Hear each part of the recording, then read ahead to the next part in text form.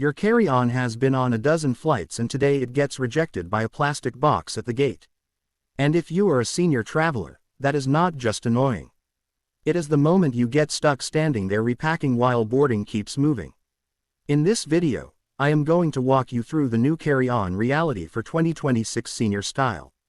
So, your bag passes the frame, you skip the surprise weigh-ins, and you keep your essentials within reach instead of playing "Where Did My Stuff Go" at the podium. You know what has changed in 2026. It is not your bag. It is the gate. The first way your trip can go sideways is simple. The suitcase you have trusted for years looks perfect in your hallway, then it fails the moment it hits the frame. You have flown with it a dozen times and that history does not help anymore. And that is the real shift right now. The rules did not change much. Enforcement did. If you are a senior traveler, rolling a suitcase is still the smart move. It saves your shoulders, your wrists, your patience. The problem is rollers are also the first bags that get pulled when they do not fit cleanly. Most US airlines are still judging carry-ons around 22x 4x9 in. And yes, they count the wheels and the handle. So, if your suitcase basically fits or you have been stuffing that front pocket until it looks like it is holding its breath, you are relying on luck. And luck is not a boarding strategy. This part hits harder when you are older because a gate check can turn into a scramble. You are suddenly pulling out meds, batteries, glasses, whatever you actually need close by while boarding keeps moving. It is stressful and it is avoidable. So, here is the goal. Make the bag easy for them to approve and easy for you to manage. Measure the outside of the suitcase the way the airport does. Wheels, handle, corners, bulging pockets, all of it. Then, pack it like a real trip and zip it without forcing it. If you have to fight the expansion zipper, skip it. That one more inch is the inch the frame refuses, and the extra weight is the kind your back remembers later. Now, music, the 10-second sizer test. Hard shell, wheels, handle, front pocket, flat. If the pocket is holding its breath, it is not fitting. When you are choosing a suitcase, pick the one that rolls smoothly and stays light before you even put anything inside. A taller handle helps, too. It lets you walk upright instead of leaning forward and dragging the bag behind you. And one habit makes senior travel calmer immediately. Keep your must-haves under the seat. We will build the personal item system for that in a later section so you are not scrambling at the podium. Get the size right and keep it light and you have already avoided the most stressful version of the gate. Next up is the part that surprises people even when the bag fits. Carry-on weight getting treated like it actually matters. Even when your bag fits the frame, there is another rule getting enforced a lot more lately. Weight. For years, carry-on weight limits were that tiny line in the fine print people ignored. Now, more airlines are treating it like a real checkpoint. Music, you will notice it most on non-US carriers, especially across Asia, where carry-on weigh-ins have been normal for years. And the numbers do not sound scary until you do the math. A lot of carriers sit around 8 to 10 kilos, about 17 to 22 lb. Your suitcase eats part of that before you pack anything. Add a laptop, toiletries, an extra pair of shoes, and a couple just-in-case items, and you are closer to the limit than you think. For senior travelers, the real problem is not the number. It is what happens when you are over. Because being overweight does not just mean a fee. It can trigger a gate repack. Bending over a suitcase in a crowded terminal, rushing, digging, shifting weight from one hand to the other.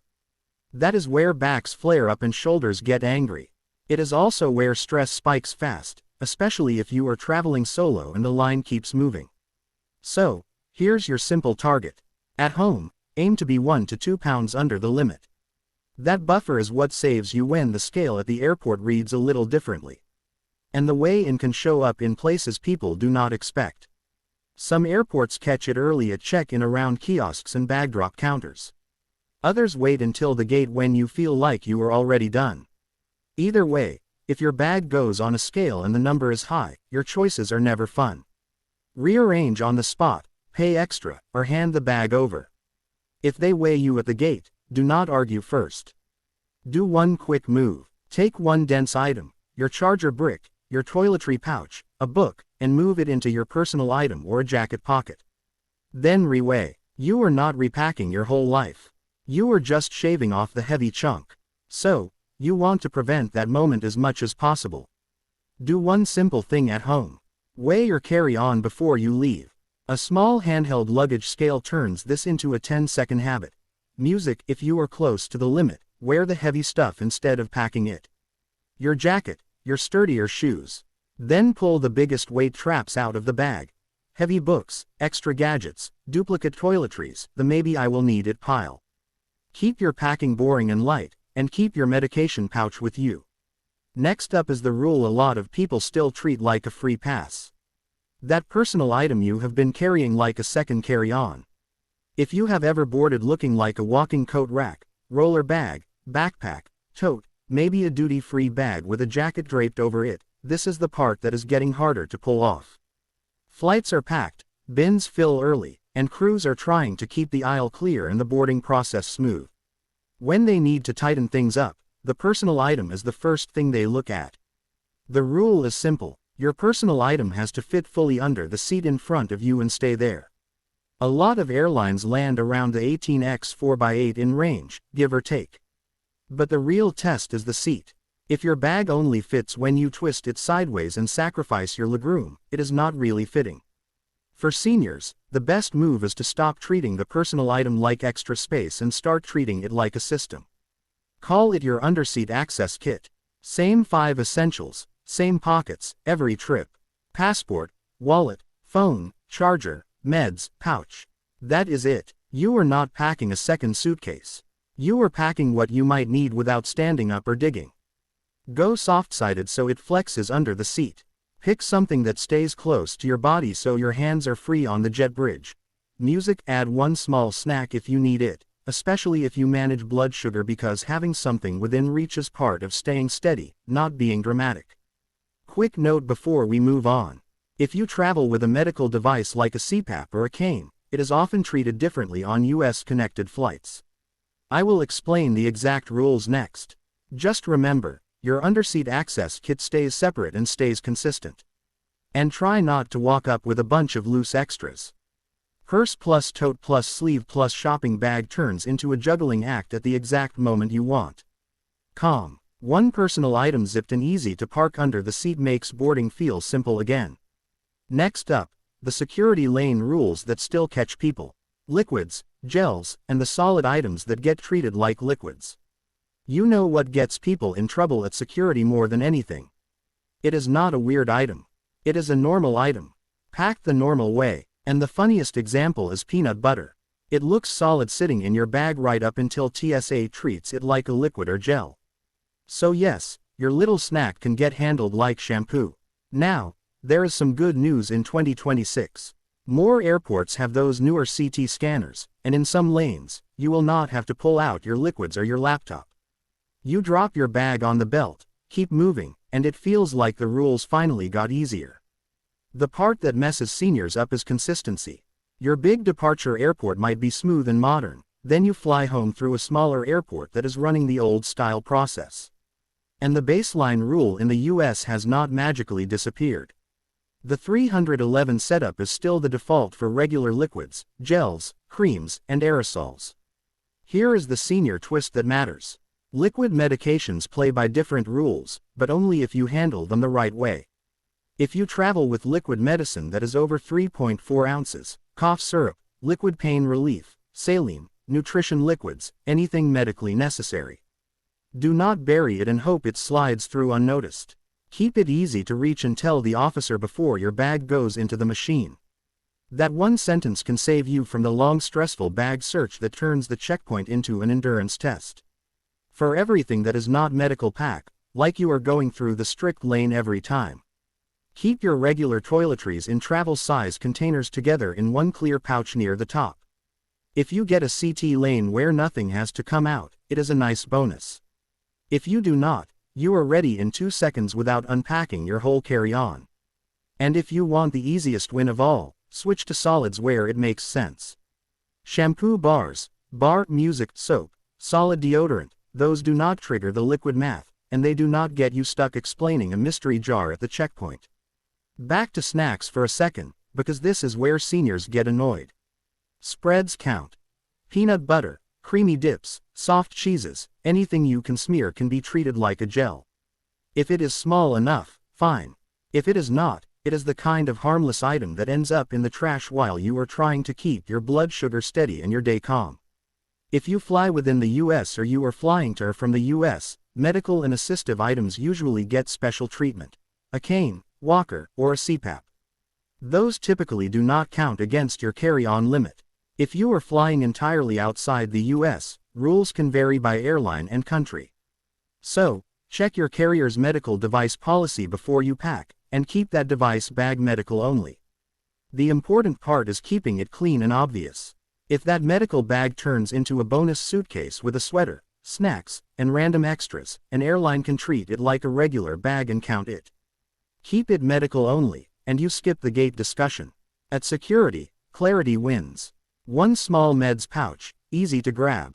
TSA does not require original bottles, but a label or even a photo of your prescription can save you time, especially on international trips. Also, expect occasional extra screening on medical gear. Sometimes it is as simple as a quick swab. Pack it so you can pull it out without turning your carry-on into a yard sale. And if you use a portable oxygen concentrator, batteries can decide whether you are allowed to fly. Airlines may require enough charged battery to cover 150% of your flight time. So, for long trips, plan for delays and pack power accordingly. We have talked size, weight, liquids, and there is one last thing that decides whether your bag stays with you. The overhead bin. These days, that space above your head is not a nice perk. It is a race you can lose even when you followed every rule. Planes are full, boarding moves fast, and bins fill up early. So, you can be doing everything right. Bag fits, bag is light, personal item is under seat, and still watch your roller get tagged at the end because there is simply nowhere left to put it. This is where it hits seniors differently. Getting forced into a last-second gate check is not just annoying, it can turn into a stressful scramble. You are standing in the aisle, people are behind you, you are trying to pull out the few things you actually need, and your body is doing that. We are not built for this protest. So, the move is to stop treating boarding like an afterthought. If you need extra time to get settled, or you do not want to wrestle a bag overhead while everyone waits, ask for pre-boarding or extra time boarding at the gate. You do not have to make it a big speech. A simple, "I need a little extra time to board and stow my bag" is enough. That one request can save your knees, your back, and your stress level. And when it is time to board, do not hang back when your group is called. You do not need to sprint, but you do want to be ready. Waiting for one more coffee is how you end up boarding when the bins are already spoken for. Here is the other senior-friendly rule. Do not lift a heavy bag just to prove you still can. If the overhead lift feels awkward, ask for help. A strained shoulder on day one of your trip is a terrible souvenir. If you are traveling with someone, coordinate. 2 maxed-out rollers is 2 people fighting the same small patch of space. Sharing one overhead bag and keeping the rest under the seat usually makes the whole boarding moment calmer because that is the real win here. The goal is not win the bin war. The goal is to board without stress. Sit down without a commotion and start your flight feeling steady instead of rushed. Here is the bottom line for senior travelers. Keep the bag small enough to pass the frame, light enough to lift without pain, and organized enough that you can grab what you need in one move. Do that and you skip the public repacks, the surprise weigh-ins, and the gate stress that ruins the whole day. Before you go, here's the quick save-worthy recap. Pass the sizer by measuring the outside of the bag. Pass the scale by weighing at home with a little buffer. Keep your underseat kit consistent so your essentials stay with you. And pack for the strict security lane so nothing normal turns into a problem. If this helped, hit like so other travelers see it and subscribe for more senior-friendly flying tips. And drop a comment. What is your non-negotiable? Your meds pouch, a blood sugar snack, or a battery pack?